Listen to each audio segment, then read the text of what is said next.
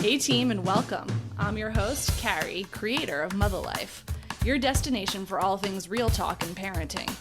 This is the IRL group chat, where we talk about the wild balancing act of pursuing careers and passions while also doing our best to show up for our kids. Join me every week as I sit down with some badass parents in my closet and we talk about their careers, kids, and relationships and all of the weird shit that comes up when you're trying to balance the seemingly impossible.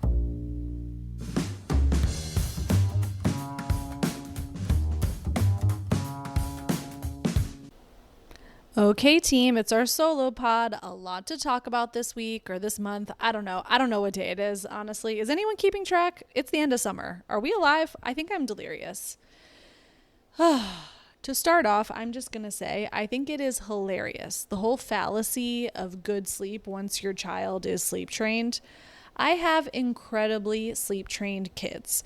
And honestly, we had a good run of it, both for my son and for my daughter. That first sort of like year plus, unless they're really sick, no big deal. They are sleeping through the night, no problem. And then shit starts to happen, like they're getting sick more frequently, whatever.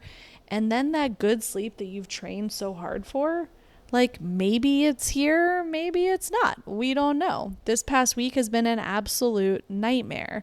I'm not exaggerating when I say my daughter, I think, has slept like 3 to 4 hours each night over the past 4 days due to bacterial bronchitis. Does not sound chic to me. But it's been rough.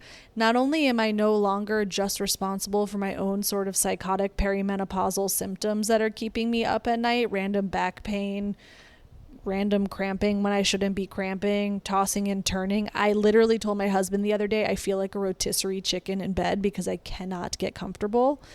Just on top of my own stuff, I am now also contending with their sleep stuff. And regardless of whether or not it's my husband's night to listen to the monitor, most likely I'm going to be the one that wakes up first. And yes, of course, if it is his night, I am still waking his ass up and asking him to go help with whoever needs help. But then I am just sitting there wide awake, listening, hearing how he's handling it. And usually he's handling it just fine. But every now and then, the kid wants mommy and they will not be hearing no at 2 a.m. And so then I get trooped in and guys, I'm just tired. And I'm still being a relatively productive member of society. Like there are lunches to be made. There are things to do. There are emails. There are like important adult grown-up worky things to do. And I'm operating on less sleep than I was in college when I was pulling quote unquote all-nighters, which I never really did. Like just insane, psychotic nuts. Anyway. So sorry to burst anyone's bubble who has like younger kids. Like the sleep gets better and gets worse and gets better. And like turns out that's the same as all humans because they are just like small people. But there's lots to talk about. First, let's talk about the Lionsgate portal opening. It's open. It opened. Is it closed now? I don't totally know. I'm new to the woo-woo Los Angeles side of my personality. But I did really like this idea of the Lionsgate portal opening and that was like something for me to pick up off the table. August 8th, 8/8. 8 is an auspicious number in Chinese culture. I don't know if that is true in other cultures. Yeah, I guess on the side it's infinity, but I do know it's very good luck from my Hong Kong days. 8 is good. 8/8 has to be doubly good. And apparently it was a very important day for manifestation. Now, I think the thing about manifestation is we're often thinking about it in like us asking the universe for what we want in a way that's like behaving as if we already have it. And yeah, totally true. I'm not a manifestation guru, like go find another corner of the internet for that. But what struck me when I was thinking about and reading about like how to navigate a Lionsgate portal opening is that it also is about manifestation, how we talk to ourselves and the things that we assume about ourselves. That is also a form of manifestation, just like not the good kind. Like if you're not intentional about how you're talking to yourself about yourself, then you're kind of manifesting not so good stuff. And apparently there's research to back this up, but like I'm not an academic journal right now. I'm just talking to my pals delirious on a Tuesday night before this episode comes out tomorrow. But this idea that on this one day I should make a concerted effort to make sure I am building myself up, I am talking nicely about myself, that I am showing gratitude for all the things that I am legitimately thankful for, that I am inspiring my family members to do the same, to make sure that we're not talking negatively about ourselves or others. Like, I liked this idea for the day, and I really did take it on, and I explained it to my kids. I was like, guys, today's this magical day. There's a portal that's open, and it's good luck today to be positive and grateful for what we have. And it turns out, talking about what we were grateful for and the things that we hope for our lives, it was a nice focusing exercise for all of us. I do think the vibe was pretty good in the house that day. And I do think that if we're putting out positive energy, we're more likely to get it back, but we can't do that all of the time. Like, sometimes even the best, most positive people have a shitty day, and that's okay. But I like the idea that there was one day that was particularly resonant that I could hone in on and try and get it right. And of course, that is still stuck with me after 8/8, that I should continue to do that. And I think I'm not terrible at it, but I liked this structuring. So you can find me at the next Lion Gate portal opening, ready to go with all of my positive vibes. I'm not a toxic positivity person, but if you tell me talking nice to myself is going to get me everything I want and dream for in this world, then you bet your ass I'm going to do it. So your girl is crushing it right now. And speaking of crushing it, let's talk a little bit about some self-accountability check, like a little check-in on all the things that I said that I was going to do after this London trip, which was in April. It's now August. I think I'm doing pretty good, guys. If you remember, I said that I was going to try more and more to do things on the weekends that I want to do for myself and then bring my kids along with me. And while I'm not perfect, I would say I'm doing pretty well. Most weekends, I am taking the kids to the beach for at least a half day, sometimes with my husband, oftentimes by myself or with friends. And that's like my main big win. Yes, there are some weekends that I've taken them on other excursions, but I've really honed in on the beach activity because it is a really good sensory reset for me. It's not overstimulating. I now have like the perfect beach setup packed in a perfect beach wagon. I've like really streamlined my setup that I can do completely by myself without the assistance of another adult. And now it's kind of becoming this tradition. The kids look forward to it. It's sort of like this clockwork, predictable thing that we have that is both whimsical and out of the house and fulfilling for me, but also has a cadence to it, and I know what to expect, and it keeps me pretty chill and calm, and I'm still doing something really nice for myself. So I've been really enjoying that.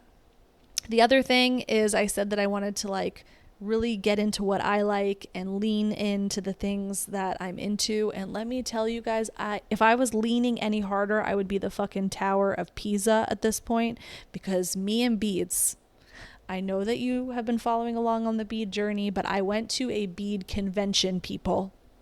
I don't think we've talked about this. I went to a bead convention. It was me, my friend Evie, who I convinced to come with me, and a bunch of octogenarians, and I am not mad at it one bit. You will find me at the next bead convention spending more money than I said I was going to spend, ensconced in piles and piles of shiny, round, faceted, delicious objects that are candy for the eyes. Nothing has been more relaxing or fulfilling to me at night than looking at all my little treasures, deciding what designs I'm going to do, putting them together, and then I wake up in the morning, I'm like, what badass design that I made for myself am I going to put on? I am telling you, having an absolute blast. If you are a person I know in real life and you have a birthday coming up, like, don't be surprised if you're getting beads, because I have a lot of them and I'm obsessed and all I want to do is buy more. Maybe it's a sickness, but you know what? There are worse things I could be sick with. Now that I've checked in on my accountability and on my passions, I told you the real truth about sleep. Even though you all know it, you're probably rolling your eyes being like, doy, been there. Now let's get to the crux of something that I said I was going to talk about this week. I had a really unique opportunity. This summer, I got to borrow a third kid for 2.5 weeks. Me, certain I am done at 2, I had the opportunity to try on 3, see what it would be like to have a third kid. And obviously, I know it's not the same as having your own child, but I did borrow my nephew, one of my nephews, a 14-year-old boy, and that's pretty much as close as I'm going to get. For 2.5 weeks, he stayed with us. He was a counselor in training at my son's camp. And it was a wonderful and enlightening experience because this is a boy I've obviously known since the day he was born. At the same time, he was in so many ways a stranger to me. Fiercely independent, fiercely capable, and also just like still a kid who needs grown-ups to steer him in the right direction. It was really enlightening to think on and reflect on, like, what are the challenges I'm going to face in the future with my own kids? And if you have a 14-year-old or a teenager and you're listening to this, I know you're going to be laughing.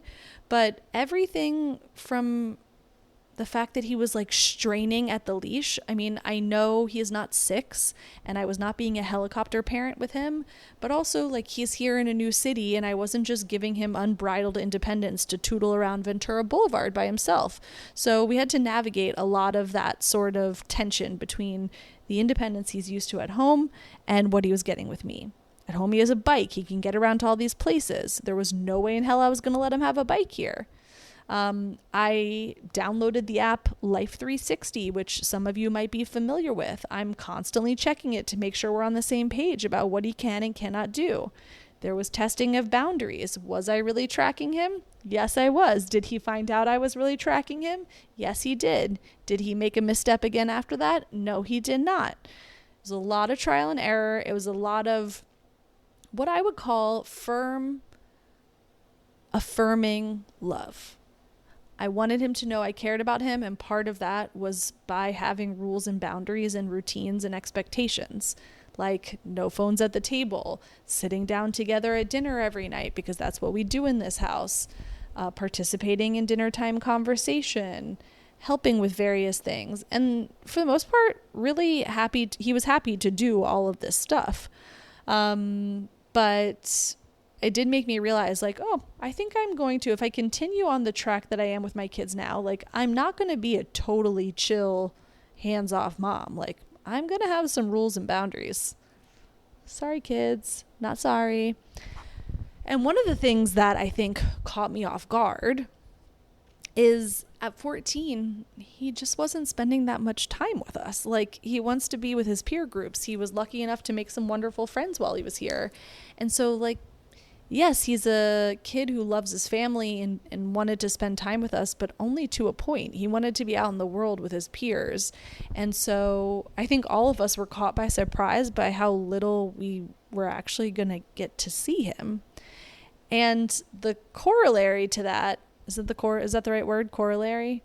The other side to the coin of that is I don't think I appreciated how important it is, as best as possible, to have aligned values with the parents of the kids that your kid is hanging out with.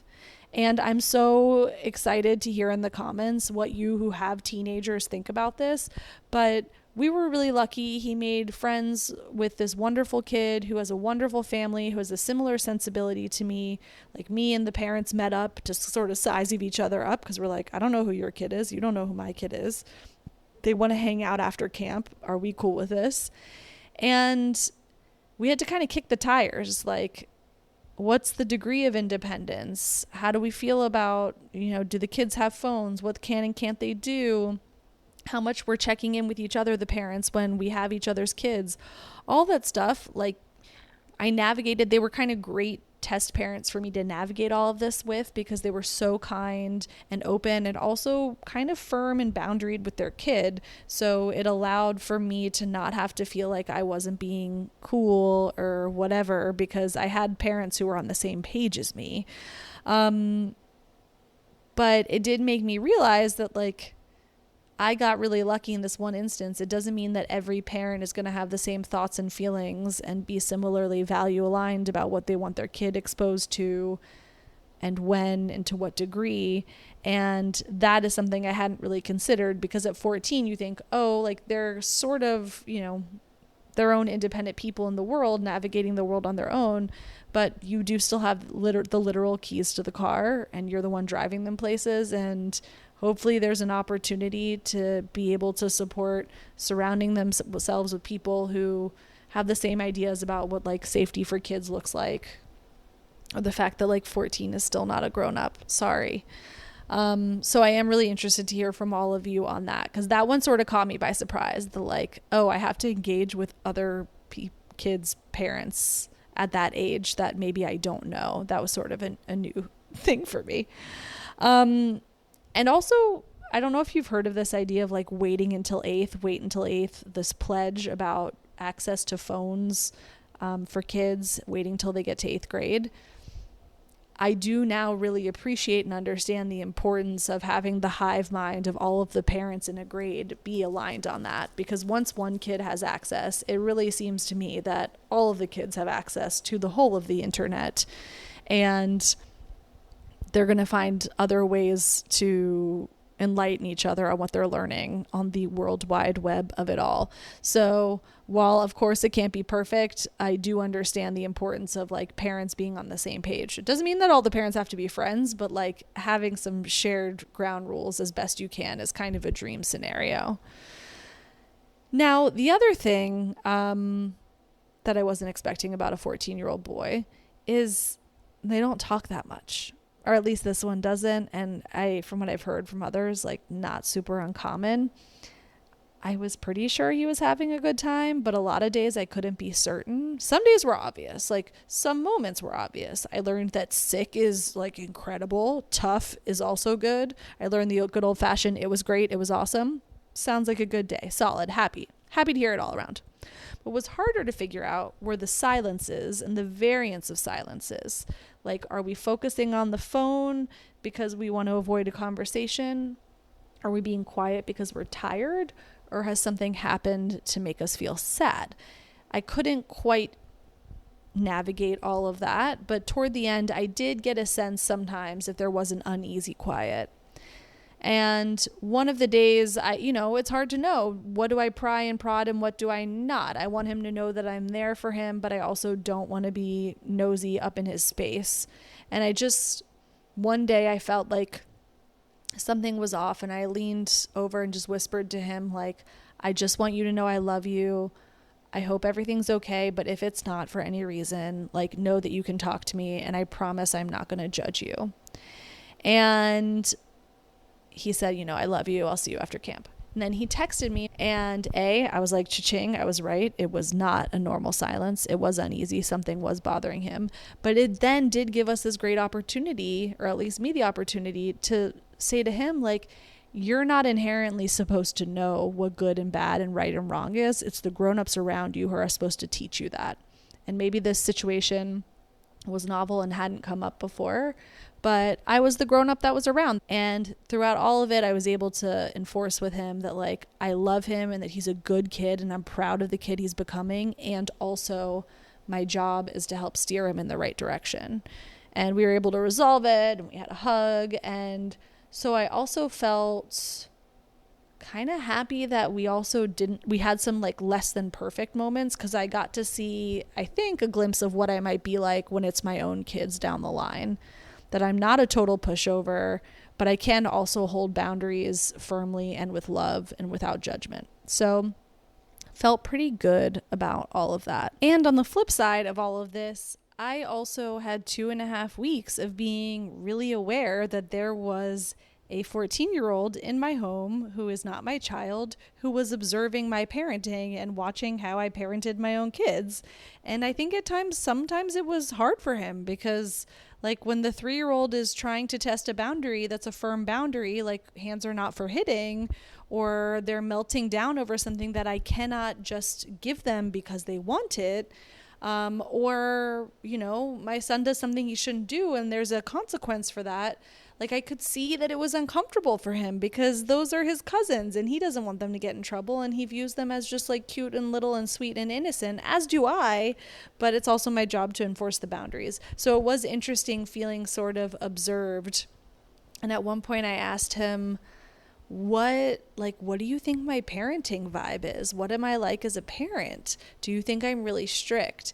And he was like, I don't really know. Check in with me when your kids are teenagers and I'll let you know when I think then. And I was like, damn, that's wise. That is wise. Then, let me get real with you. Beyond all the sort of values-based stuff, the social norm stuff, the parents, the friends, the sheer chaos of being responsible for 3 children. Immediately after he left, I texted 2 friends. I said, I don't know how you do it. It is so impressive. It is so not easy. I definitely forgot him somewhere at some point for like 45 minutes, and I was late to pick him up. I mean, he was fine. He was happy. He was at a friend's house. I think he didn't necessarily realize I forgot for a minute. But there's just so many more logistics, and it's so much harder to get things right for everybody and what they need. And I know that we need to embrace this idea of the family system, that like nobody rules the roost in a house, that a day-to-day approach needs to work for everybody in the family. I really get that. But man, it is not easy to pull off in practice. So if you are out there with 3 children or more, bless up, you are doing some special work. If you've got 1 kid, bless up, you are doing some special work. If you have 2 kids, bless up, you are doing some special work. All I have to say is having the unique perspective of having an extra kid. That doesn't come around that often. And I do have to say that it feels good knowing that I don't think 3 is the right number for me. And also, I'm really glad to have had the opportunity, and I will do it again every summer until he tells me he doesn't want to come anymore. But I also want to highlight the large age gap. We've had a number of people on the pod who have big age gaps, and let me tell you, it was incredible having the large age gap. Awesome to have 8 years difference, to have some extra help around the house. This nephew of mine, absolute rock star with my kids. He had play dates. My son had play dates, and my nephew was like the star of the show, helping to navigate the basketball games, playing with them in the pool, teaching my son how to be a helper at the grocery store. Absolutely legendary. So, real upside on just having an extra pair of hands who's capable and older. On the balance sheet of pros and cons of having a 3rd kid for 2.5 weeks, it absolutely comes out as a huge win. A lot of food for thought, a lot of lessons here. I don't think I am cut out to be a mom of 3, but it's good to know that I tried it. Anyway, it's been a couple of busy weeks since I last talked to you guys. Last week's episode, if you haven't already listened to Angela Nissel's episode, she was an executive producer on Scrub, an incredible person with just an incredible story. She has a new book out about the passing of her mom and navigating that, but it's a funny book because she's a comedic writer. Trust me. I promise it works. And also, she talked about things in our episode that I didn't fully appreciate that she had never spoken about before. And it is really sending shockwaves through an internet community that she helped to found along with a childhood friend, Questlove. And things are looking less than rosy. And I feel really proud that she trusted me and us with her story. We got to be the platform that she felt comfortable sharing on. And so I do hope you take the time and listen. It's just an incredible conversation. There are so many facets to this story. And Angela really is a testament to the fact that you can go through some really hard shit in your life and still be a good person who believes in the power of humanity. Please go listen to that episode. Next week, another banger is coming your way. Some of you will know their work. Some of you will maybe know their internet presence. I am amped for you to engage when it comes out. And lastly, just to say, all the manifestation and positive vibes are working. We are doing an event for some of our former guests. For now, it's just limited to former pod guests and a couple of friends of the pod. But it is a bit of a test run. We're doing this event coming up, and let's hope it provides us a blueprint for opportunities to open up more things to the public in the future. But I am so excited, and I'm busy. And it feels so good to be excited and busy. I mean, I'm tired, and that's probably mainly because of the whole kid with bronchitis thing. But it just reaffirms in moments like these that I am built to work, and I am built to parent, and I absolutely need to do both to be good at the other one. So I'm looking forward to talking to you guys again soon. I cannot believe we're now well into the 100 plus in the episodes. I think this is like 103 or 104 or something like that. And I'll talk to you guys soon. As always, if you have guest recommendations or something you want to talk to me about on a future solo pod, don't hesitate to reach out. And other than that, it is time for me to get some much needed sleep. I love you guys. Go team. Team, I need your help. If you love it here, please like and leave a review on your favorite podcast platform. Subscribe to the Substack for full access to this episode's show notes and join the discussion. And of course, follow me on Instagram at Mutha, Mutha.life, for a daily look at all things Mutha. Thanks for listening. Be sure to tune in next week for another Chat in the Closet. This podcast was produced by Mutha Life, music by Ronan Landa.